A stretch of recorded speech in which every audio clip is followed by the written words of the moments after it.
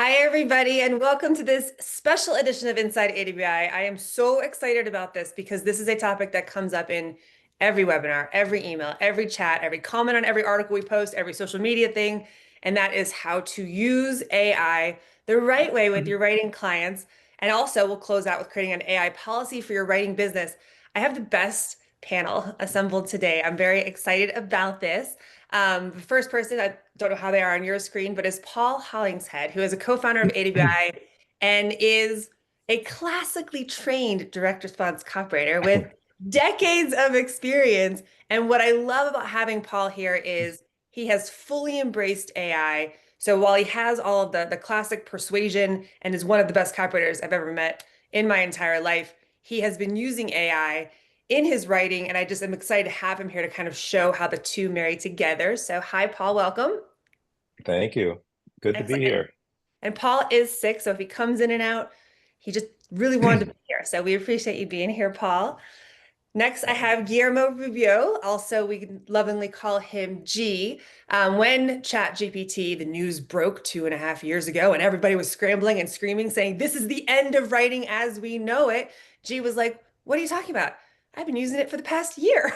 That's why I get so much done for you guys. G was one of the highest output copywriters, fastest, never missed a deadline, could produce so much more than any other copywriter. And I had no idea he was using AI that entire time. But here's the thing, as a client, I didn't care because at the end of the day, his writing was so good. He was able to create so much output and his stuff does really, really well. So I was happy to have that information. And then he actually moved quickly into becoming our resident AI expert.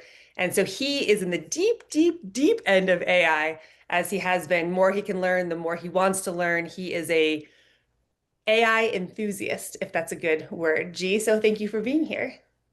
Glad to be here. And then our next one, Steve Slonwhite, happens to be one of, I feel like I'm doing like an award ceremony. Steve Slonwhite happens to be one of my favorite faculty members on the planet. He is my absolute favorite teacher. If you have a chance to learn from him, please take advantage of it. He has one of the highest track records of any teacher that I know of in this industry for turning out amazing success stories. And he happens to be this wildly in demand B2B copywriting expert. One of the best things about anybody, if you're new here, our faculty members, our teachers are not just good at teaching, they happen to also be really good at what they do. They are these unicorns of the industry who know what they're doing, are in demand, and are teaching what they're actually doing for clients in the industry. When I went to him and said, "What are we going to do about AI?" He's like, "Oh, AI is great in B2B. Let me tell you all about it." And so he was another one who just embraced it right away. And so I'm excited to have him here. He also introduced this idea to me of an AI policy. So we're going to talk about that a little bit at the end and how you actually talk to clients. When it comes to building confidence around this conversation, there isn't a better person than Steve. So welcome, Steve. Oh, thank you. Excellent. And then finally, Heather Robson. I've worked with her for almost 2 decades now as well. She's the managing editor of Digital Copywriter and an expert in her own right in user experience, something that if you're not familiar with, I highly recommend that you get familiar with as AI, as people are using more and more AI, user experience is getting worse and worse. And so Heather shows you how to understand it from the mindset of a user, approaching through your client's copy and the experience that their users are having with it. And as managing editor of Digital Copywriter, her job is keeping you all apprised of everything going on in this fast changing industry, including everything AI. So welcome, Heather. Thank you for having me here. I'm excited. Excellent. So before we dive in this conversation, I just wanted to bring up this poll that we did. I don't know if you guys saw it, but last weekend we offered a poll.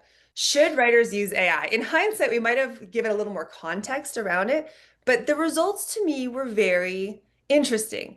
Only 17% thought that it was totally acceptable. 17. 36% said it was unacceptable, like you should not use AI. And 47% said that they were somewhere in the middle. I'm a little bit shocked by this because we've been having conversations for over 2.5 years. And the assumption has been that like everybody's embraced AI, right? Everybody's using AI. So to think that only 17% feel 100% we're in, that was really interesting. Anybody on the panel have any insights or feelings about the results? I have Well, one comment. The 36% that are unacceptable. I think there's this general, thinking among some writers that when someone says, "Do you use AI?" it means that you put in a simple prompt, you push the generate button, the text comes up, and you send that to the client, which is the worst way to use AI. But I think some people think of it that way. No, I think it's unacceptable to push a button, generate robotic text, and send it to a client. I wonder how many of those 36% are in that group. That's interesting. Anybody else Hmm. have a insight? I would wonder, similar to Steve, how many people in that 36% are thinking, oh, we're using this to just produce copy and not actually monitor the copy, not have a human influence on the copy. I also wonder how many of that 36% have ethical questions about AI, which is, I hope a lot of We're them going are to here talk about today so we today. can, Yeah. yeah, so we can clear some of that up. Awesome. All right. Well, so I Yeah. haven't. Oh, go ahead, Paul. Did you have something? No, I was just going to say, it seems to me that I think a lot, when I went back and looked at the poll, it looked like a lot of people might have answered based on exactly what Steve's saying, that you just ask AI to create some copy before you hit a button and send the client. You can't do that. And that's what we're going to talk about today, I believe, right? We're going to cover Yes, some of the exactly. better ways to use it. So I have a new poll for you guys before we jump in today. So everybody here with us now, I want to know, for those of you attending, I'm guessing that you are using AI because we're here to talk about the responsible usage and using it professionally. So if you wouldn't mind just throwing in the chat right now, how much do you use AI right now? Are you just getting started or haven't done anything yet? Do you use it, but you're interested in learning more? And so you're starting to use it, you're starting to embrace it, and you're like, okay, this is okay, and I'm gonna move forward with this. Or are you like these guys on the screen are like, I use it all the time. Give me more and more and more. If you can put your answer in the chat, I would just love to see where we are here before There's a we lot start of this answers in the chat. conversation. So let's kind of look through. Yeah, big mix. I think Big we have mix. Right. A lot, everybody big here with cross us section. today. And it's kind of what I would Right. expect, but I wish I could run these numbers really quick and see if they were the same. Lots of We ones. need AI to run the numbers for us very I quickly. can Yes. create a poll in the background, Rebecca, if you want me Perfect. to. Yeah, Yeah. if you wouldn't mind. This is so interesting. Okay, guys, so this is exciting. So I'm happy to be here today for all of you. And just so you know, wherever you are, AAWI has training at each of those levels. So I'll kind of show you if you're looking to level up at the end, I'll give you with so much training, which one do you pick? It's not about taking all the training, it's about taking the next training that's right for you in this moment. So if you're just starting out, we've got a specific lab. If you're kind of getting in and you want to get further, we've got different things. And I'll show you that at the end. But then let's start at the beginning with this usage of AI. I do want to say before we get into this conversation, this is going to be a free-flowing discussion. You might hear differing opinions between this group because we're all individuals. We're all our own writers. We do our own things. We have our own point of view. It's okay. Oh, here, the poll is up on the screen. I don't know if you guys see it.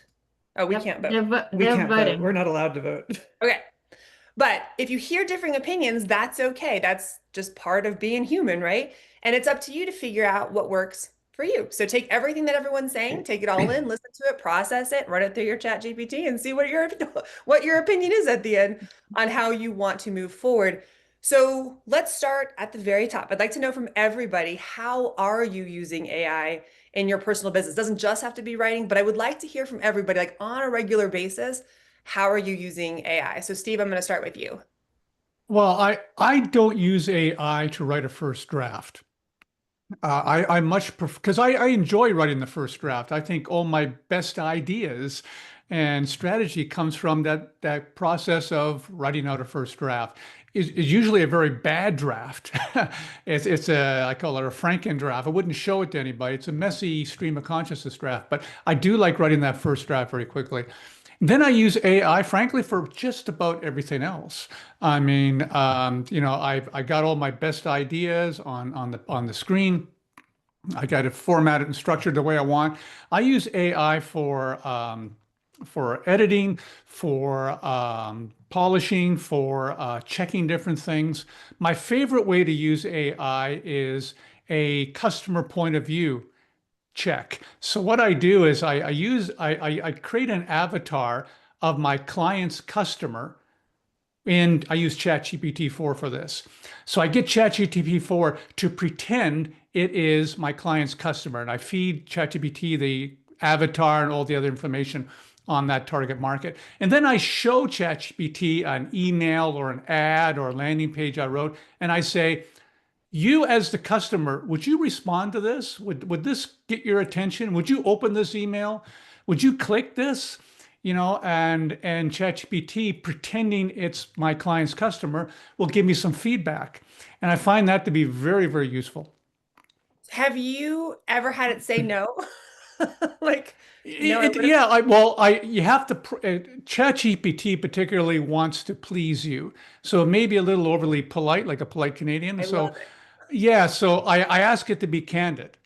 You know, I said, you know, don't worry about telling me what's right or good or flattering me. What I really want to know is your skepticism. I really want to know reasons why you might not respond to this. What might turn you off? What might be missing in this promotion that otherwise would have motivated you?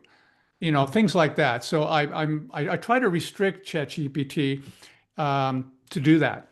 What an interesting usage. So for those of you who are brand new to this world, and I'm seeing from the poll, the majority of you actually are not using it or are just getting started. So that might sound like deep end of the pool. Like, wow, I could create an avatar, which AI can help you do. You can upload that avatar. And as Steve was saying, then he uploads his copy and says, as the customer, would you respond to this? And I'm sure, Steve, it even gives you great insights that you might want to dig into more. Even if it's not saying yes or Yeah. no, it's saying, this is something you said it here and you didn't bring it up again later, or I'm curious about A, B, and C because you didn't cover that in this copy. Right. And it never gives you yes or no. It does give you Right. a full on, like it's like speaking to a human being. It's like speaking to a customer. Me. And Oh, it uses the word I. It says, I would open this email, but halfway down I would start to lose interest because of this. I mean, so interesting. it pretends it's the customer. That's so interesting. And I love you did say that it does not write your first drafts. You like to write your first draft and get it I all. like to write my just personal preference. I like to write my own first draft, and then get AI to assist me in everything else. So I can do a finished product now twice as fast as I did before AI. So for those of By you, writing my first draft. oh, thank you. So for those of you, twice as fast. I mean, that's huge. Pretty much, yeah. A lot of things are just so much faster. Like, Faster. yeah. And the first draft piece. So for those of you guys thinking like, but I enjoy writing. You don't have to. Brian Clark was on a webinar the other day saying you don't have to have AI do the things that you enjoy doing. So if Steve enjoys getting that first draft down, getting it out of his head, that's something AI has that flexibility. Now, G, I'm curious about you though. Do you use it for first draft or I want you to answer that question and then how else you use it. Because I know I you're use very it daily for everything at this point. Everything. Research, drafting, outlining, editing, the whole works. And first drafting too. Oh, yeah. Do you put Yep. your ideas down or do you just go ahead and go? I just let it, I already have prompts and bots that they just give me ideas, and that usually will spark other things because I'm much better at chiefing something that's already there and improving things. So that's my strength. And so I just use it for everything like that. And I've gotten really good at being able to suss out what's good, what's not, and build from there. In few instances, I will just start it and be like, okay, and just put X placeholders. So I'll just say start like this and do something like this and do something like that because I already have a vision of what I want and it'll execute it. So if you guys are wondering like, what do you mean you put an X where and how do you upload? Don't worry, at the end, again, I have kind of levelized training for you based on where you are in this experience. So we're just going to let it free form talk. We're going to write down the ideas. And then based on where you are, I want to learn more about that. Then I can help guide you in the right direction. G, like what's your wildest usage? You've come up with, I mean, in the AI copywriting intensive, at one point you were having it coach us. Like you've done so many cool things with it. What do you think is the coolest AI usage? Honestly, for personal development, if you're comfortable inputting the information in there, granted we're on a webinar about, being cautious about what you put in there, but ultimately I kind of think that all your stuff people can find stuff so easily nowadays. Like, so I figure, what the heck? So personal development, and then also just there's a lot of things you can automate that you wouldn't think that are just tedious that it can do for you.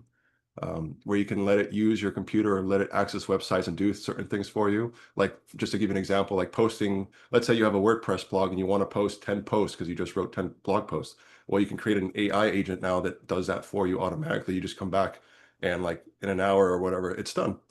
So that there's different things you can create, different automations you create that even make using AI even easier and faster. Use And I AI to found, use AI. uh-huh, Yeah. exactly. And Inception or very meta. And then one of the greater uses has been helping me become a better writer, actually, and thinker, which has surprised me. But I'm discovering that one of the biggest limitations with AI for anybody who says they can't get good output is actually, I hate to say it because I used to believe that it was just the AI, but it was actually me.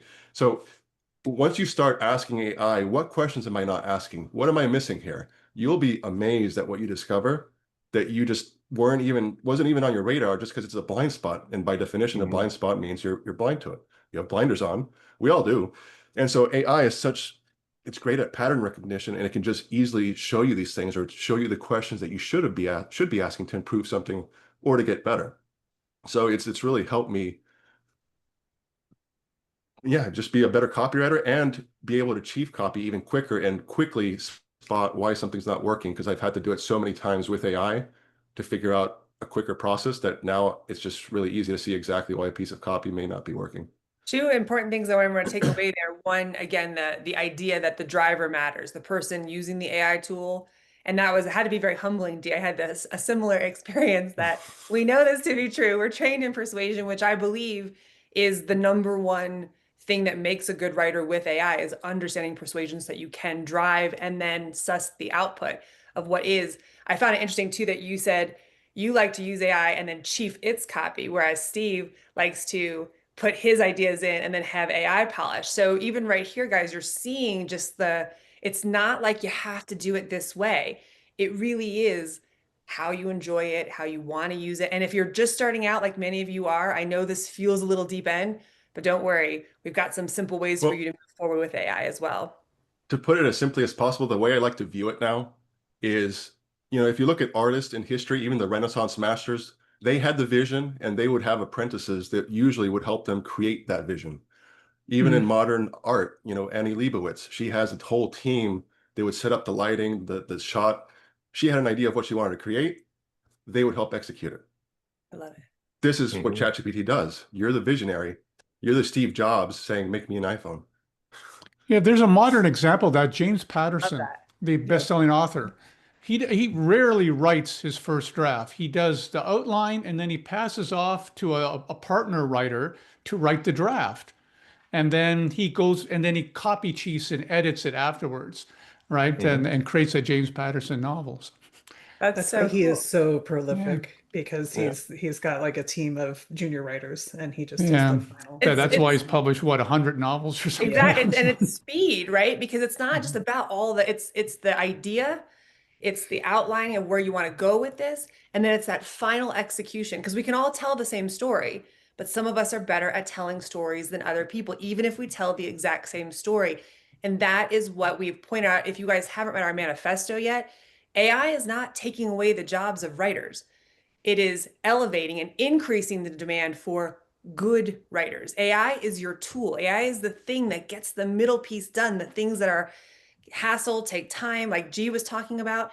But your ideas at the beginning and your final product is at the end. It is your articulation, your final output that matters. And that's where the good writers, it's not that the jobs are going away, it's that the good writers can just do a lot more now. Steve was talking before, he can do it twice as fast, right? So he can do twice. It's not doing less work. It's, I may as well do twice as much work because it's not taking me any more time. Paul, I'd love to come to you. What is your experience with AI and how are you using it in your writing?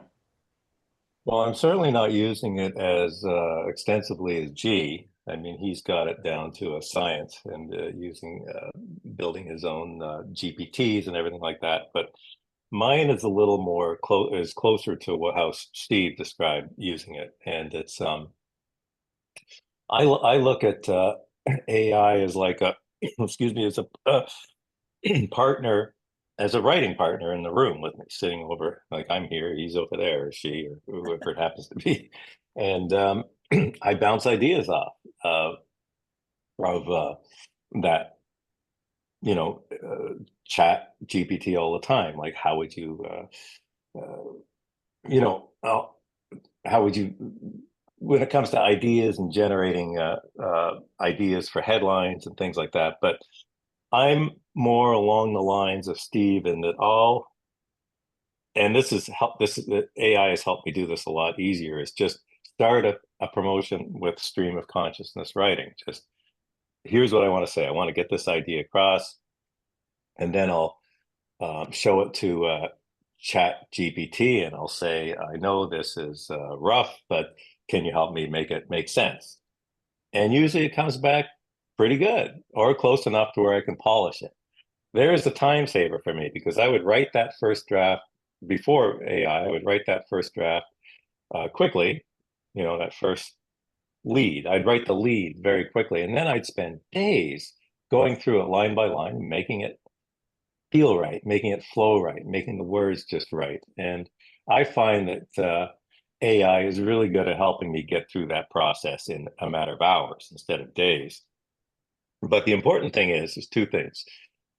You have to, I know you just touched on it, Rebecca, you have to understand persuasion.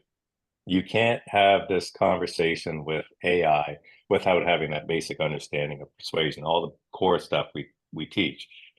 And don't try to write copy with AI or Chat GPT or any of the programs until you understand that, because you're just going to be like everybody else who's trying to use it right off the ground. So if you learn the classic persuasion techniques that AWI teaches, you're going to be further ahead. And the other thing I've noticed, well, I haven't noticed it, I mean, it's just a reality, is that I've spent a lot of time loading ChatGPT's memory with my style of writing, with promos that I like, with ideas that I like, with examples of, I really admire G's promos. I like his flow, I like his language. I've put a few of G's promos into memory. I really like this writing style. Get me close to that if you can. So there's a lot of stuff that AI collects from you as you feed it stuff, as you're working on things, and time is your ally there, because the more you work on it and the more you work with it, the more you write with ChatGPT, the more it loads up this useful information. And just as important, I think I've found, and I'm still learning this. I'm relatively new to AI compared to G for sure, but I'm still learning. It's very important to go in and go into the memory and get rid of, make sure it's keeping stuff that you need, and get rid of stuff that's going to bog it down, and because it does fill up eventually. So you got to get rid of stuff that's not pushing forward your cause. So that's kind of how I use it. And it's really just as simple as it's like having this good copywriter right beside you that you can bounce ideas off all the time. It's like back in the day when you all had your copy groups. Yeah. In the office, and you would talk, and in the morning you would write for a few hours, then you guys would share ideas and say, this is what I'm working on. What do you think? I did that with Don Mahoney all the time when I was first starting out back in the day, and he was great. And it's he's not as good. AI is not quite as good as Don, but he answers the questions quicker.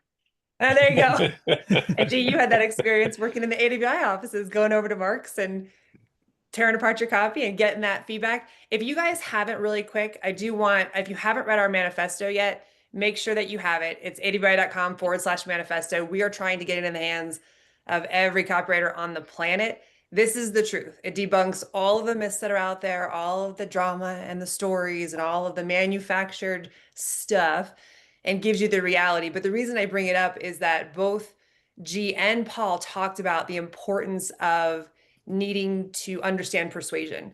And that is one of the 5 skills that we feel like what sets up a writer in this new world of AI. AI isn't going anywhere. It is here to stay. Whether you use it or not is up to you, but you're going to be at a disadvantage, if nothing else, in speed and output and being able to produce. Having worked with Paul for years now, it's so much fun to work on a promo with him. It used to take 6 to 8 weeks, and now it takes 2.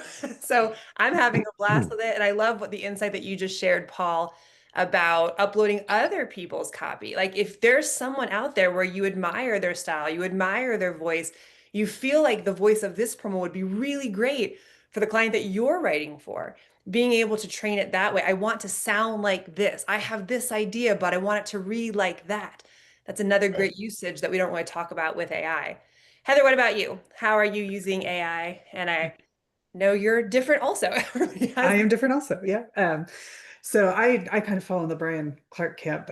He was talking in that same webinar that Rebecca mentioned. Not only like don't offload the stuff that you love to do, but it starts with you. Kind of like Steve was saying, you know, you start with your draft and then you put it in and you can work with AI to make it better, and you can do that in a faster way. But I actually want to talk to people. Like I love all the conversation around writing with AI, but I want to talk about like the conversations around business with AI, because for anybody's like, I'm not sure I want to use AI to write because I like the writing or it feels weird right now still, I'd encourage you to experiment with it. But a great thing to do is to go into ChatGPT and say, okay, so here's what my day looks like. Here are the things I spend my time on. Here are the things in that list that I really enjoy doing and want to do for myself. How can you help me with everything else? And it will come back and give you a list of a bunch of different things that it can do for you. So for example, maybe you don't love doing audience research when you're writing a promotion. You can go to ChatGPT and say, I'm writing a promotion or a landing page. It's for this audience. These are their likes, their dislikes, their pain points. I would like you to go out to Reddit and to Quora and to related forums and tell me what they are saying around this issue. What questions are they asking? What points of frustration are they expressing? And you can ask it to put it in a table, and it will come back and you have a table of like questions that are ranked and like, you know, the ones that people are asking most often. And it's looking at the things that your exact audience is saying. And that's super useful for figuring out your audience language and what they're worried about and doing it in a very, very quick way. So that's one way that it can help. Rebecca, I think I talked to you a couple of weeks ago about on these Zoom chats and the webinars, we can take all of the questions that we're seeing in the chats and put them through AI and say, what are people most worried about? Like, what do we need to be? What are the questions that are getting asked over and over again so that we can address those? So you can do a similar thing if you have a discovery call on Zoom. You can you can record the discovery call, use the transcript and say, chat, could you put together a proposal for this client based on what we talked about in this discovery call? And then you just have a proposal right there that you can edit into your own voice and make sure is good. Remember, you're the driver, but it speeds that process up. If I want to work in the software as service industry, and I'm not quite ready to go after like the really big clients, but I know I want to work in, say, educational tech, I can go into ChatGPT and say, I would like to reach out to companies in the ed tech field. I'd like to reach out to companies that are, 10 to 100 employees. Can you give me a list of 50, including the names of their marketing directors? And it can do that for you. It's very cool. Isn't that amazing? Like we used to pay for lead lists of give me 100 clients in the health space that are this size, and we would pay for those lead lists. And now you can just go to AI and put it in. And you brought up something also that, Steve, I found interesting that you and I talked about earlier this year. And that was like Heather was saying, I'm not ready to go for the big clients, so I want AI to show me who the littler ones are. But another thing you brought up is using AI to lower that barrier of entry into spaces. If you want to get into a niche and you're not fully experienced or don't have that depth of knowledge, you can use AI to learn about that niche. That was something I found fascinating from you earlier this year. Yes. It can help you with position statements, like what is my positioning? What offer should I be making to get into the door with these particular companies? So I try to treat it, I think of it like the Star Trek computer. So, what is the question and then you just have a conversation with it. So you put in your initial question, it comes back with an answer. Currently right now, almost every time it comes back with an answer, it finishes with a, would you like me to do this thing for you next? And you can say, yeah, sure, do that. Or you can say,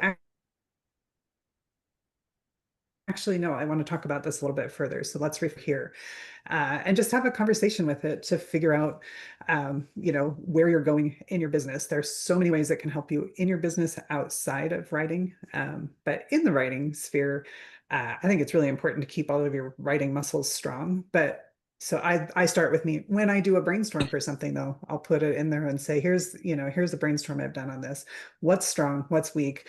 What am I missing? And it will give me an evaluation and come back and say, these are your strongest points. These are weak, but you could fix them like this. And then also these things just aren't in there. And then you do your own evaluation. It's not always right. I think that's important too, using your own brain and figuring out and watching it, because as Paul said, some stuff gets in there and it stays in there, and eventually it can take you off track and in the wrong direction. So this conversation has opened up a lot of questions about responsibility. So let's segue into that. I do want to start with JL Griff's question. Posting someone else's content and copy into AI doesn't seem, and she didn't finish the statement, but I'm guessing it was responsible, ethical, things like that. The one thing I want you guys to realize is that if something is on the internet, it already has it. AI already has it. What you're doing by saying, this is what I want to follow, is saying, I deem this good. I deem this relevant. For me, it's no different than if I created a logo or I created a website, I would go to a graphic designer and say, here's an example. Here are 5 examples of things that I like. Here's what I like about him. Here's what I don't like about him. Now create me a logo or a website that's unique to me, but understanding my style and taste. That's always been the way for decades that I've worked with graphic designers. It's really no different. AI has the internet. It has all the data sources already out there. You're basically saying, I like this one. I want blue curtains. I want white carpet. These are examples. And now I want you to change it to make it fit my needs. So hopefully that helps alleviate that concern a little bit. But I want to get into responsibility. The first question I have is, how much AI generated input is too much? Like, how much do you edit? So Steve, you've used first draft, you do your own first draft, but then it does create for you. What Yeah. happens next? How much are you actually handing into the client that AI wrote? Well, I've never really divided it up into a percentage, but I'd say there's a significant amount of new words and phrases and changes that were influenced by AI. But I'm very confident when I send something to a client, simply because I wrote the first draft, right? So all those are my ideas, my turns of phrases for the most part, my structure. Sometimes AI will suggest a different way of organizing something, and things like that. So it's definitely influenced quite a bit, but I'm still a big part of it. I'm still the human in there, right? Yeah. But when I talk to clients about it, I'm completely transparent about that. I tell them exactly how I use AI. And you mentioned we're going to talk about the AI policy later. A couple of years ago, I created an AI policy to show potential clients and clients that this is how I use AI, right? So I'm very transparent about it. And if a client has any trouble with that, I'm flexible as well. I say, okay, let's talk about how I could do this job for you and use AI in a different way, or maybe even not at all. So Okay. And then Paul, what yeah. about you? Because you're like Steve in that you like to write your first draft and then it takes over. Are you turning in the finished Well, product? it's not, no, it's not a 1 and 2 process. It's not write the draft and then have AI fix it, then turn it in. It's, with me at least, it's usually 5 or 6 back and forths of working on that one section of copy and getting my words in there. I taking the ideas I like from it. So it's it would be hard to really to even know in my case, because it gets so convoluted as I go back and forth between me and AI. So, but I mean, not that it's better than I would have. Again, it comes back to speed. It's not that it's any better than I would have come up with maybe by myself, but it's 5 times faster. And that's important. I mean, in Yeah. marketing, we have this idea of like test more, test faster. Like if you're not failing, you're not testing enough. I'd rather test 5 packages in 10 weeks than 1, because I have Right. 5 And if you're different if packages. you're a freelance writer and you can write 5 projects in the time you can write 1, you can just do the math and see what the how it affects your income. And I will answer this question that's probably popping up in some of your heads, but if he can do it faster, he's going to be paid less. As the client, I can tell you, I have not lowered the fees of anybody for any project that I've before AI and after AI, because at the end of the day, one thing I want you all to remember as a writer, it's not about the hours spent. You're not working on a billable hour. You're working on a high value piece of copy or content that is going to bring me some kind of return, the client. The money that I pay you to write the project is to get the return on that investment. I need that copy or content to make the sale, whether it's a blog post, a video, a newsletter, it's all moving the reader towards the sale. So your value is not in using the tool. It's no different than like the typewriter versus the computer, using internet and Google versus going to the library, right? At the end of the day, the information is still the information. It's still your ideas. And the output that you produce is still worth the exact same amount that it was before you were using AI. Nothing has changed except for you and your output, your volume. And so you can produce more. So to Paul's point, now you can write 5 packages instead of 1. It's very easy math. And for me, I want all 5 packages because that's more opportunities for me to figure out what's working in the industry. I want to talk a little bit about confidentiality. And this is coming up everywhere. I'm seeing some chats pop in. There are copyright concerns about entering their ideas and content into ChatGPT. And then there are issues with clients. Like, how do we protect client information when using AI? Jay, I'd like to hear from you because I know I emailed you about this earlier and you have a very extensive answer. I did, yeah. So basically, one option is the guiding rule, I'll just start there. I'll just give you the very short answer. The 1-sentence answer is, if it's something you wouldn't publish online publicly, then don't put it in any AI, like ChatGPT, Claude, Gemini, etc. ChatGPT does have a temporary memory feature, which doesn't save things to history or memory. There's also a setting you can use, but aside from that, really, I just think it's best to be skeptical and just anything you wouldn't want published, just don't put in. Like your personal journal? Yeah, personal journal, client. If a client wouldn't publish, let's say their accounting, obviously they wouldn't publish that on their website, so don't put that into ChatGPT. And then, intellectual property, client names, like just anything that's sensitive to the company, you would just use a placeholder. You would never put that in. And I wouldn't even trust, honestly, the temporary chat mode or the settings, because just be a little skeptical. You don't know for sure what it's doing. So if you wouldn't publish it online, don't put it in AI. I think that's a good rule of thumb. And then as far as, I think I just heard you say, when you are working for a client, instead of putting in client's name, I'm going to put in client name. Instead of actually saying AWI, I would put in something else as a placeholder. Well, you can say the client name, but any sensitive info the client wouldn't want published online. Like any internal sales information. results and that kind of thing. Yeah, or anything that's sensitive, or any proprietary things that they have that you're privy to because you're working on the project, you would just use a placeholder. So just to give a basic example, if maybe there's a client name that can't be mentioned because the company doesn't want you mentioning it, maybe they have a partnership with a certain other company, maybe they're white labeling something, then you just insert a placeholder. So just at its most basic, if the person's name is John, you'd say, Bob has this company that does XYZ, or you just say company in brackets, because ChatGPT doesn't need those specific details to achieve what you're trying to do. Steve, I feel like you work with since you are in B2B, you're going to be working with some very protective clients of their information. Can you talk a little bit in the B2B space and just what your role is in protecting their proprietary information? Yeah, I actually bring that up front with a client because I don't want something happening later on where I produce something for a client and the client said, "Oh, by the way, did you put any of that into AI? Because that's confidential." So I want to be upfront about my policy, and I can read it, just one sentence here in my AI policy. It says, "If you provide me with information that is a trade secret or otherwise confidential, I will never input that information into an AI without your approval." So I tell clients up front that that's my policy, but also let them know it's up to you to tell me what is a trade secret or whatever. Sometimes it's obvious if it's a brand new product they haven't launched yet. Obviously, that's going to be an issue, and I'll have that conversation with the client. But sometimes clients consider certain things confidential, even though it is online. They still don't want you to put that into an AI. It makes them nervous, or may have some other legitimate reasons. So I respect that.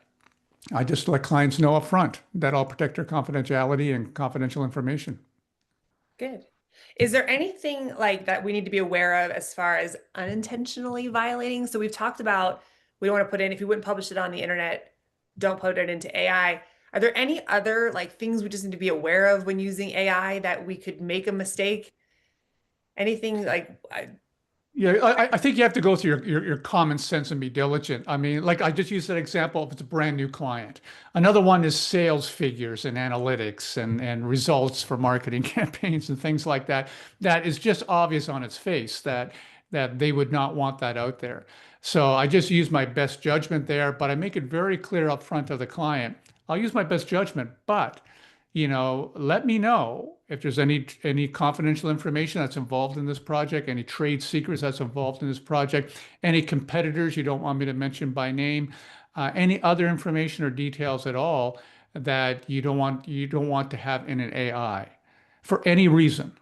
okay. And let me know. So frankly, I put a lot of the onus on them. Yeah. Yeah. G, Paul, Heather, anybody else have anything else to add on that?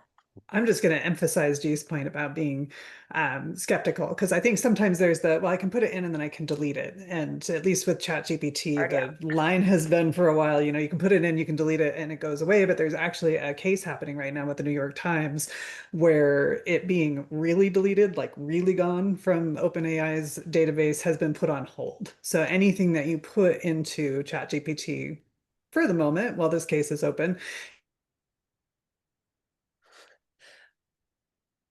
Oh, Heather's internet freezes like right when she's got like something big to. yeah. Yeah, it's a I'm on cliffhanger. the edge of my seat. I thought it was me for a second there. I always look to you guys and I see you still moving. I'm like, we're all moving. We're good. But to add to her But point, just to- just have just- a healthy just- amount of oh. paranoia. I to think clarify, though, the point is though is that anything you type in online, no matter what the so-called protections are, if you type it in online, there's a chance it may stay there, right? So just don't input anything that you don't want online. And that's so it, is Chris, the that's your idea thing. just for clarification on this for me, because I'm not completely up to speed on this, but is the idea that it could end up online and someone could do a search and find that information that you plugged into? What is the danger? Well, the danger is that it's just going to be trained on it, which so I think it gets trained on everything, even if you do say that you're doing a temporary chat or whatever. And if it's trained on it, now it has that in its bank. So if it's to someone who is just using a basic prompt to say, write me a blog post, well, now those details could come up because it recognizes it as a pattern that would fit the answer that it's trying to give this user down the line. Interesting. So our rule of thumb, guys, common sense. If they wouldn't shout it from the rafters, if they don't want their competitors to know, if you wouldn't publish it on the internet, don't put it in AI. So I think that's good guardrails here. I want to talk a little bit about talking about it now. So you've mentioned it a few times, Steve, but like, let's talk about, okay, I've just hired you. How does this conversation go down? Is this something that you and G, I know you work with a lot of different clients. Is this something that you're forthcoming with and it's the start of the conversation? Do you wait for the client to ask? How does it come up? Is it an elephant in the room, or is it just like a normal thing of like, this is how we do business? Let's talk about AI. Well, what I'm trying to do is make sure that it's not an elephant in the room, right?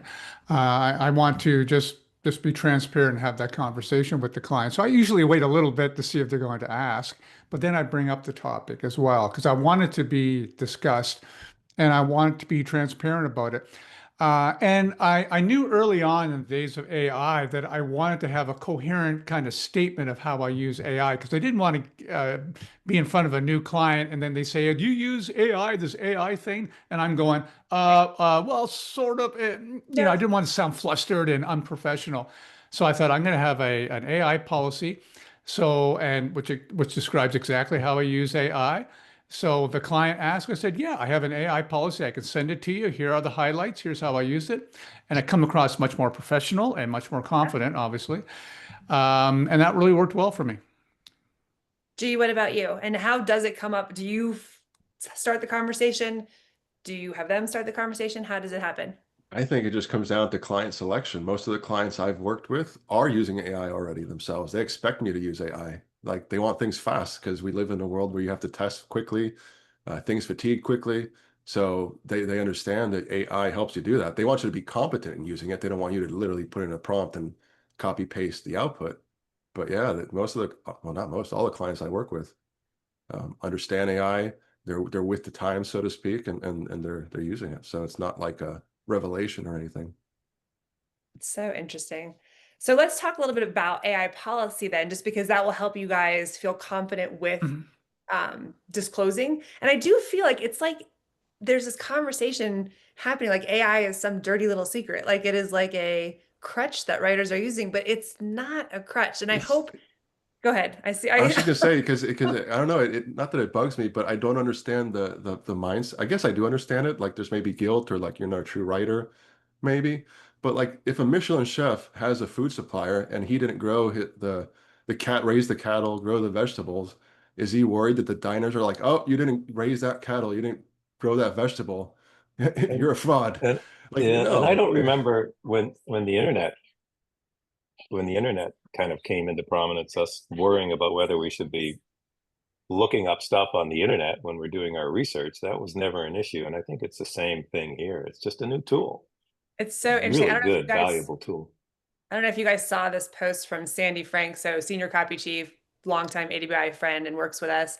But she wrote this and it just went viral. We've posted our manifesto last week and she just came up with, she wrote this post about this argument, but AI won't steal your job, but the writer using it might. That's the truth no one wants to say out loud, because while some writers are still debating whether AI is real writing, which is just still surprising to me, to your point, G, others are quietly using it to beat writer's block, test headlines in seconds, repurpose long essays into viral snippets, and double their publishing pace without doubling their stress. They're not replacing their creativity, they're augmenting it. And in a world that rewards speed, clarity, and connection, that's an edge. The AI wielding writer still has to know how to tell a story, still has to know their audience, still has to have something to say, but now they get to say it louder, faster, more often. So the question isn't, will AI take my job? It's, am I willing to fall behind just to protect my pride? This idea of AI being this crutch, this dirty secret that makes somehow us not real writers. Use the tool, sharpen your edge, and keep your voice at the center of it all. That post has gone viral online now because this discussion, it's amazing how charged it has become. And it's so interesting to me that everyone on the screen never even thought to have that conversation. You all were like, hey, this is a great tool. I'm going to go faster. This is great. So for those of you watching, if you're feeling that feeling, I definitely want to continue this conversation with you, because I want you to understand, got to get that mindset out of there. It's not an elephant in the room, like Steve said. It's not a dirty little secret. It's not a crutch. You are still the writer. You're driving and using this amazing tool that gives you speed. Like when Google became a phrase, right? We Google things. Like when that became where I didn't have to go down to the library and research microfiche and like photocopy things to take it back, to highlight it. No, like now I could do a research report at home and get it all done. It's a tool that you're using. Okay. So we are going to open it up for questions, but first I do want to get into the AI policy. So Steve, can you just talk about, just quickly, we've talked about it, like what is it? What should include? And guys, we do have a download for you. Also, how do you use it? Do you send it to your clients? Is it on your website? Like, what do we do once we have our policy? Yeah, I don't have it on I'm looking at it right now. I don't have it on my website, but I have it as a PDF ready to send. And it simply begins like it's just conversationally written that says, many clients ask if I use AI tools when writing marketing copy. And if so, how? Here's my policy. And I simply describe in a conversational way, how I use it, what my process is. It gives some examples of how I use it. I have that line in there about confidential information and trade secrets. And yeah, it's just a very kind of a basic thing. And I'm happy to share it with, I think you guys have a copy anyway, but I'm happy to share it if anybody wants to use it as a template. But if a client asks, or sometimes I offer, I'll send it to them as a PDF. Or sometimes that policy simply becomes the basis of a quick conversation with a client, that we just do verbally. And that's it. And I find it just settles the question immediately. It just doesn't become, if it ever would be an issue, it's just no longer an issue after I have that AI policy conversation with a client. It's just put aside, it's done. And that's what I like about it.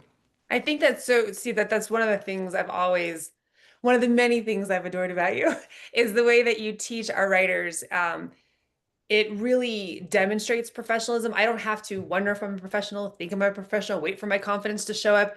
You give us these tools and you come up with these ideas that when we use them, we don't have to say we're a professional. It indicates that we're professional. And this was such an interesting thing to me. And in all of your classes that you teach with us, you are always giving us templates and forms so that everything that we're doing, we're showing up as professionals from day one. And when AI hit the scene and everybody was talking about the craziness of it, you're like, oh, well, this is another opportunity for me to professional forward and create this policy. And so we have a download for you all. It's actually based on Steve's example, and we can get a copy of Steve's to you all as well. But this is you can use this, you can modify it as you want. It's your policy now. But being able to have this thing to push it forward, you're basically saying like, this is how I operate. It's like going to a doctor, a chiropractor, anywhere else who's a professional service provider. This is like how they operate and what you can expect when you're working with them. So I want to thank you, Steve, just for coming up with that at the very beginning, because it did even back then help us normalize the AI conversation, and also, again, use it to our advantage. You know, the writers who trained with you in the last couple of years through your mentorship that you've done with us, they got to hit the streets like feeling confident and saying, here's my AI policy. And I felt like that immediately leveled them up from other writers, even though they were using this thing that everyone else is fearing. It actually made them look like higher level professionals because of that policy. So I just thought it was great. So thank you for sharing it with us. All right, so we're going to open up for questions really quick though, because I am curious what you guys want to know about. But I do want to just go through just quick training for those of you who are like, wow, this was a lot. I don't know where to go. AWAI has so many programs. AWAI has so many training programs. Which one do you actually pick? I put this together for you. So if you're just starting out, and we'll put these links in the chat, if you're brand new and you've not really used AI at all for writing, I want you to start with our level 1 training. That is just starting. It's a 2-hour lab. It's easy, it's approachable, it's taught by Guillermo. Actually, all these are involved Guillermo. The first one though is just that basic lab. So if you go to awai.com/AI starter, that's for you. That's for my people who are like, I've signed up for ChatGPT, but I haven't actually used it yet. I don't know what y'all are talking about with uploading avatars, writing first draft. I don't know any of that stuff. This is where you live, okay? For those of you who have been using it for a while and you're looking to build your skills, like, okay, I've tried it. I've asked some questions and maybe I put in a prompt or two. I've done some writing, but now I want to go. I want to use it, like really start using it to gain speed, to do the things that Heather was talking about, Steve was talking about, like really putting in first drafts, having it help you polish, researching clients, researching prospects, things like that. That's your level 2 training. So that's awai.com/AI builder. This is a more comprehensive 8-session course where you're going to be digging in and really getting hands-on, learning how to write prompts. You're getting a little more into it. And then for my friends who are like, I love it. I use it all the time. I want to sit next to G and hear about all these things. I want to build agents and use it as a coach and all that stuff. That's our level 3 training. So this is mastering AI. This is going to be our 2025 Copywriting AI intensive. So we have lots of experts who participate in this, but it was led by Guillermo, awai.com/AI master.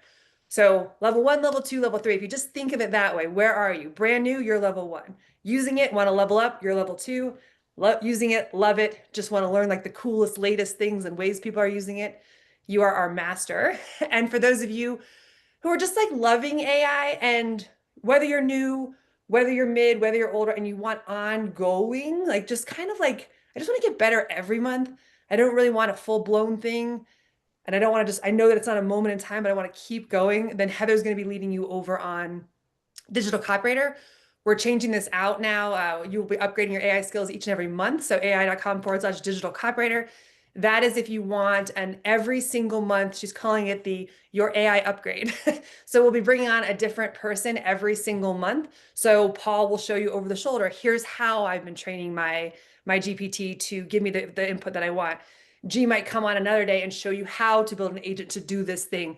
So every month you're just kind of chipping away and learning one more thing and increasing your skills month after month. So those links will all be in the chat, but I know we have so much here. I just wanted to make sure level 1, level 2, level 3, And then if you're looking for just kind of a, I just want to make sure I'm keeping my skills and I just keep on growing without feeling overwhelmed by all the things I could learn, one bite at a time, that's going to be a digital copywriter. Okay, let's open it up for questions. First, I guess, can everybody run through their favorite AI tool? Because we got a lot of questions about that. We've heard about ChatGPT, but if everybody can say, for this, I like to use that instead. Other than ChatGPT, Heather, you start. No, I'm kind of, I just use ChatGPT. Oh, fine. Me too. Same here. Steve, what about you? Claude, You like Claude? And Claude, Claude and ChatGPT both. Yeah. I've heard Claude is better on the writing output side of things. Have you had that experience? Yes, yes. It seems to be a better writer, a better reviser, rewriter. Yeah, yeah. It seems to work better that way. I'll Paul, what often about you? toggle between the two, actually. But Oh, really? I've Yeah. actually heard about someone using 3 to try and get like like the best output possible, like having them go against each other, having each of them edit the other person's AI stuff. But you find Claude is better for writing output. Paul, I've what heard about that. I've heard that too, that Claude, but I'm not sure, but that would mean me having to upload everything ChatGPT knows about me to Claude, right? I'd have to retrain Claude, kind of. Is that right, Steve? Is that true, Steve? Would you have to retrain even everything? know. I have them both retrained. Yeah, I also have Yeah. a couple of custom GPTs I use as well. So. So to answer that question, I use ChatGPT only and Perplexity for research when I'm looking for hard data, hard facts, information, And what proof, about backup, that type of thing. I'm the one that uses the all 3. I use Gemini, Claude, and ChatGPT because they all work differently. They principally they work the same, but they give you very different outputs, and for brainstorming especially, it's great. And you could even take one's ideas to the other one and say, what do you think about this? I found that Claude is for sure the best at writing, just pure writing and sounding human. ChatGPT is an excellent editor once you've written something in Claude. And then Perplexity for research or any Gemini's deep search or Grok's deep search as well. That's interesting. And then for images, Sora is very good. What is it? Say it again.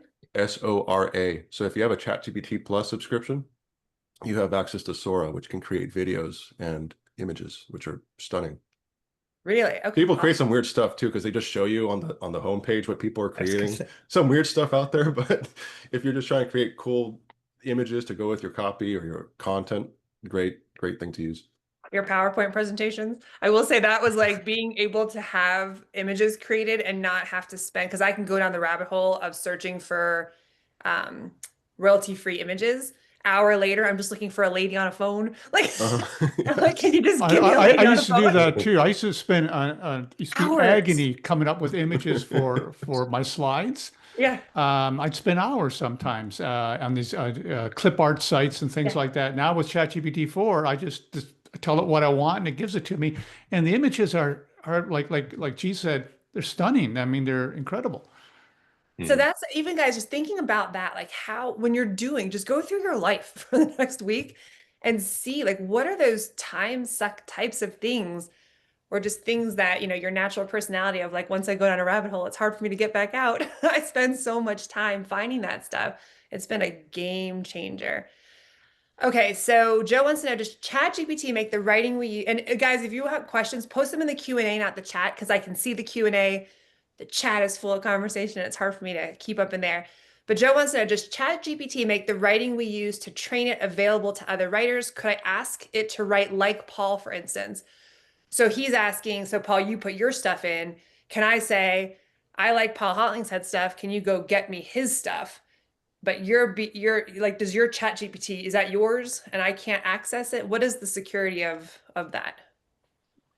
I yield to G on that, or I'm actually going to jump in with a story because I was Oh. working for a shoe company with a fairly well-known founder with a very distinctive voice, and he had published a lot online. So I could actually just say to ChatGPT, write this in the voice of that person, and there's enough out there in that person's voice that it could just pull that in and do that. So I think Paul probably has enough out there to, if you said write Come this to think like of it, Paul, yeah, it'd probably be able to pull a little bit of that in. I did early on ask it to ask it if it knows anything about me and my writing, and it did say what we've talked about my writing being known for, which is kind of conversational and flowing and things. So I guess it does. I guess that answers that question, right? All right. Krista wants to know, I hear variations of what input individuals add to create their personal branding for their writing skills, etc. Is there a standard list of how to do this? Like, for example, Elise has her AI Elise. Like, so how, G, maybe you know this, or Heather, how do you create your own persona in your...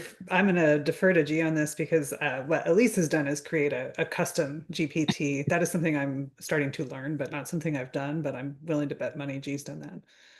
I know Steve's done that because he said he has. It all comes down to being able to break down what you do. And that's why I say AI has made me a better thinker, because in order to get the output that you want, you have to really think, how do I achieve the thing I want? Or how do I normally do it? And it really forces you to think through each step, because the AI doesn't know. But if you tell it, if you could break it down to the most granular level of how to accomplish that, you can mimic any voice. So you'd have to break down, what kind of voice do you want? Do you want to be contrarian? Do you want to be abrasive? Do you want to be empathetic and like heart-centered? Like, just think about these different things of what you're trying to achieve. And then you'd have to literally break it down into separate components of how to achieve that. And if you can, and I know that sounds really abstract, but if you can do that, then you can have something that writes just like you. I love that. That goes back to, I was just going to say, just to piggyback on that, that goes to, I think I saw a question in the chat about how doesn't GPT know persuasion? And that all, this persuasion isn't a one-off thing. It's everything together about writing, about the voice, about the structure of a sales letter. It's all these different components. So it doesn't. The quick answer is it doesn't know everything about persuasion. And if you rely on it to be your persuader, it's not going to produce very good copy for you. So, and I'll just And add to that. Point that out. Oh, go ahead. I wanted you to talk about, because the idea that you can just input all the best persuasion books of all time and AI will understand persuasion. Understanding the principles of persuasion is step one. Understanding and being able to write with the principles of persuasion is step two. That is how you Right. become a better writer. I can learn it all here. I can memorize facts for days. But the writing and the connecting and the reality of what persuasion really is, which is understanding your prospect, having empathy, caring about them, being able to connect with them. Like if you think about your personal stories, we connect with people, we find those points of connection, and then we make them because we have similar experiences. When Steve and I first met having dinner at boot camp, you're looking for the connection points. What do we have in common? That is something that AI cannot. AI is not a human. AI is not thinking. It is incapable of having experiences, of seeing in someone's face, hey, we just hit a connection point here. I see that this story actually means a lot more to you. What's that about, right? That depth is what makes us human. That depth is what makes Right. us unique. That is the power of a persuasive writer. Memorizing the principles, step one.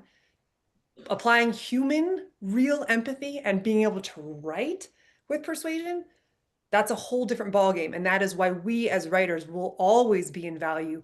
We as humans will always be valued. And this is just a tool. G, I wanted you to talk about also, I don't know what you're going to say, but also your tastemaker idea of like, you still have to judge like what is like good Well, and you're still bad. the curator. You're the one synthesizing, combining everything. So think of it like ChatGPT has all the Lego blocks in the world. It's up to you to make a castle, a dragon, whatever you want out of What do it. you want to make? Yeah. So you're the one So the other assembling it. thing that I have noticed that the writing can be so good at times that it fools you into believing you have a good piece of copy here, but it doesn't.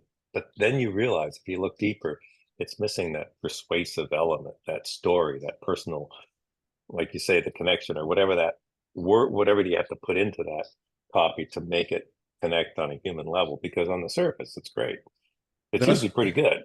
that's what's made me a better writer, because after using it for hours on end every day, you start noticing that, like, yeah, that sounds good, but it's missing a connection point between this idea, expanding on it, and smoothly Right. transitioning to the next. Or it's It like it's sounds saying all good. these words, like it loves game changing, it loves saying unlock, elevate. Like, what do these words really mean? I can't picture them. I can't see them. If I have to describe a movie scene, I can't because it's too abstract, but it sounds good. And so you start realizing this, and you're like, okay, no, please don't use these words. Please use specificity whenever possible.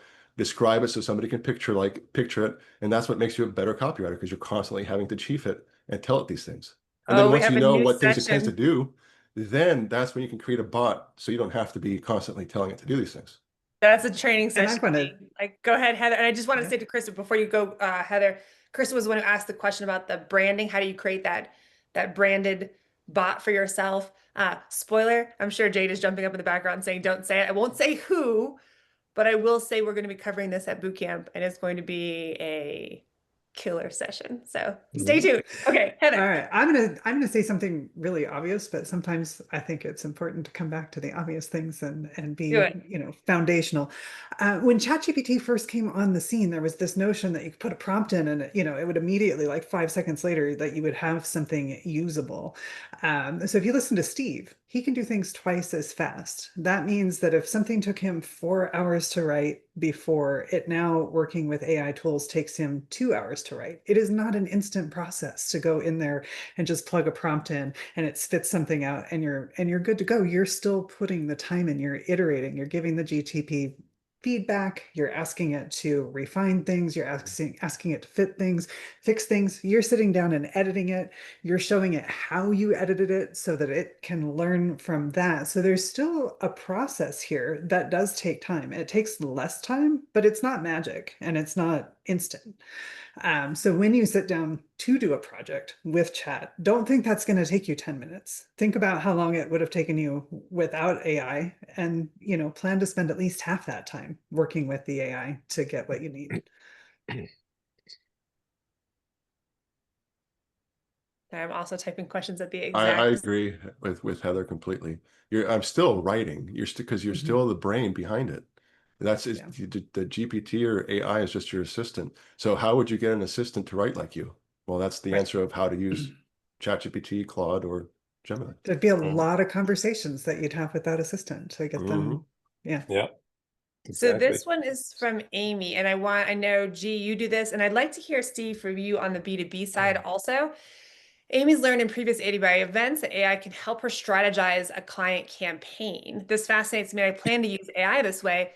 Can anyone on the panel speak to this use of AI? What works? Does AI have shortcuts in this area, et cetera? And G, did we went into this in the intensive, correct? This campaign Yeah, strategy? and the intent is I walk everybody through building out a basic marketing funnel, which is a form of strategizing, creating the funnel at the start. But yes, it can help you with that. But again, you would still have to know how to strategize. It can just help you.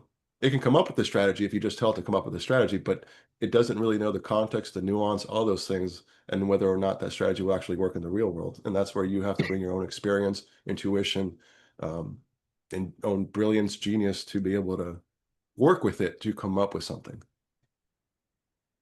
And Steve, what about on the B2B side? And Amy, I'm also giving you the link for this. So that would be level 3 intensive, where G actually walked us through. That would be our level 3 intensive training. But Steve, what about in the B2B space? Do you use it at all for campaign strategy? All the time, all the time. Use it for email campaigns, putting together a campaign with multiple emails, lead generation campaigns where it may involve a LinkedIn ad, landing page, email follow-up, and how best to put those things together.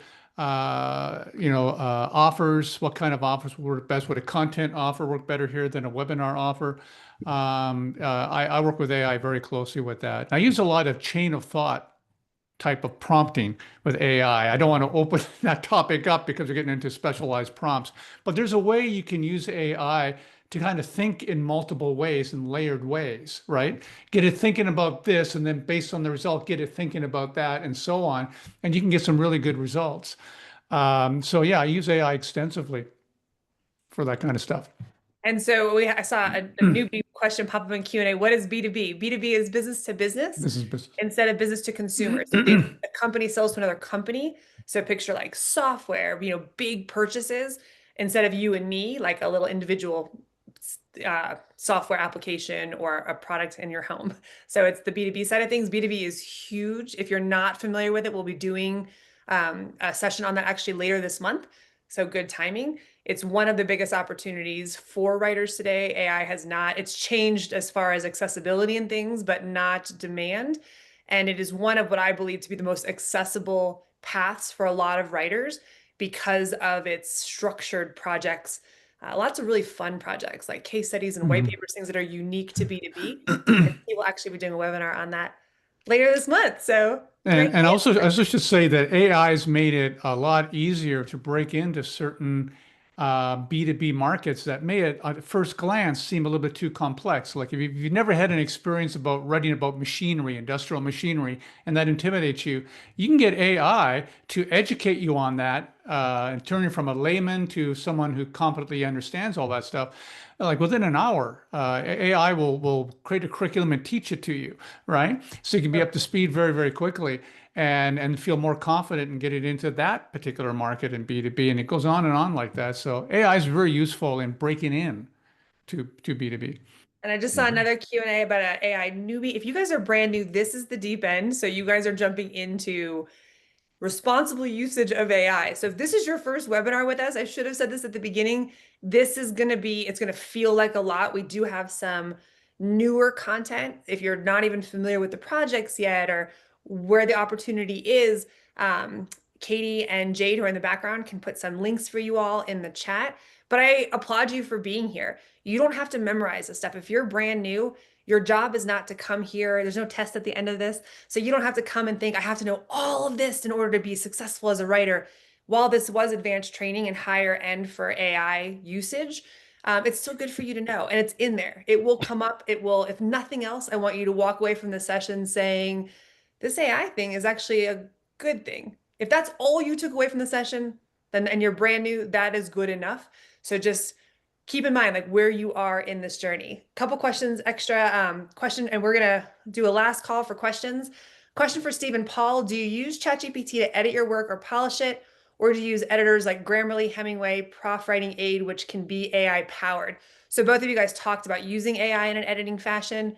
Are you using other applications, or are you? I don't. I use AI directly. I don't go through Grammarly or I used to have a Grammarly account. Now, actually, I don't because I use AI. Paul, what about you? You're sticking. Same with me. But when you're talking about editing, you're proofing, typo, that type of thing, AI catches most of that. But if you're talking from an editing standpoint, with me, it's all about smoothing out the copy, making it nice and clean. But nothing else. No, I like Steve. Steve and I seem to have this. I had Grammarly too, but I found it just to be clunky and hard to. It was always popping up, and so I just kind of got rid of it and use AI. All right, and Sandra would like to know, Heather, how do you ask it to do things that you don't like to? Yeah, she wants to know you don't like to do things. You ask AI to do it. How do you do that? Okay, so I want you to just get really comfortable kind of having a conversation with ChatGPT. So when I did this, I went in and I said, "Good morning, Chat. I am a writer. I love writing. I don't really want you to write for me. I also enjoy doing brainstorming. I enjoy researching. Here are the clients I work with, the type of projects I work on. What are some of the things that you would say you could help me with?" And then it comes back with like bullet points of, I could help you with this, and I could help you with this, and I could help you with this. And then because it's very helpful, it said, if you tell me more about what your day looks like, I could give you more detailed answers. So I said, okay, great. Here's what my day looks like. I might start out my day doing this, and then I might work on this. I don't want you to help me with that. And then I might work on this, and you could want them to help you with, or it to help you with that. That's totally fine. But then I might work on this. Not my favorite thing. If you had a way to streamline that, that would be excellent. And then it comes back and says, great, I can give you some much more specific ideas of how I can help you. Runs through another bullet point list. And then again, because it's helpful, it finishes up and says, and I love this, would you like me to create some prompts for you to do these activities in the future? And I say, sure. And then Chat creates its own prompts to help me do audience research, to help me turn discovery calls into proposals, to help me do quick summary emails after I've had a conversation with a person, to help me find new clients that would fit in my wheelhouse. So it can actually tell you what the prompts would be. You can even put a prompt in and say, hey, ChatGPT, how would you improve this prompt? And it will come back and say, I would add these things to it. And if you're super not- brand new and you've never even used AI before, just open it and Mhm. ask it a Right. random question. Like my kids were in the mountains right now, and I wanted to have them learn how to exercise. So I wanted to do a circuit, like 20 different exercises. And I have young kids, so how do I keep them engaged? I could have spent hours on YouTube. I could have figured out all of this stuff, but I just went to ChatGPT and said, I'm looking to build a circuit that has people in their late 40s and little tweens who are doing this thing all together. I want everyone to get a great workout, but I want it to be fun. And so it gave me 20 different exercises. And then I said, I like this one. I don't like these. I kind of want things that are like this. We've got one injury over there. It revised it. I was like, I like this. He's like, do you want me to make you a worksheet and instructional? And the next thing I knew, I had visuals and fun games we could play within each. So that the kids, while we're doing, mountain climbers, the kids are thinking of it this way, and they're chasing the squirrels and they're doing these things. And so if you haven't used it, like just think about something you have to do today, because I found that's what got me into like being more comfortable with stretching my mind as to what else it could do for me. And so I love that idea. A really Just to touch easy on one is something- pick 3 ingredients out of your fridge and say, make a recipe for dinner with these 3 ingredients. That's fun. Paul, what were you So going to what say? Heather was saying was, I just wanted to touch on, she indicated, please and thank you. I have no evidence, but I believe that chat You heard is it here. better when you treat it like a person, like when you're polite, when you thank it for what it just gave you, when you are grateful for the help it's providing. I just have this hunch that that's the case. I I don't know. say thank you because you told me this a long time ago. So I was like, oh, so my ChatGPT is gonna be a Canadian, like Paul and Steve. So I would be super polite to it and thank you so Right. much. And even if I don't like what it says, I get your point. But however, what I'm Yeah, looking exactly. for something more like this. And I believe it's gonna be a change for the world if everybody uses ChatGPT to like write their social media posts and comments. Right. Everybody would be nicer. It would just be a Yeah. really nice place. And G, you talked about yours getting boring. And so you talk to it like a pirate? Yeah, just to keep it fun and keep myself entertained. And I found it actually produces better copy. So like you can talk to like Shakespeare or like a pirate or just have fun with it. Like, Right. so it be obvious that you're having fun with it, and you'll see. Yeah. I can't prove it, but I think you do get better output. Like Paul was saying, like if you train it positively with positive reinforcement, it'll tend to do better. Children. Awesome.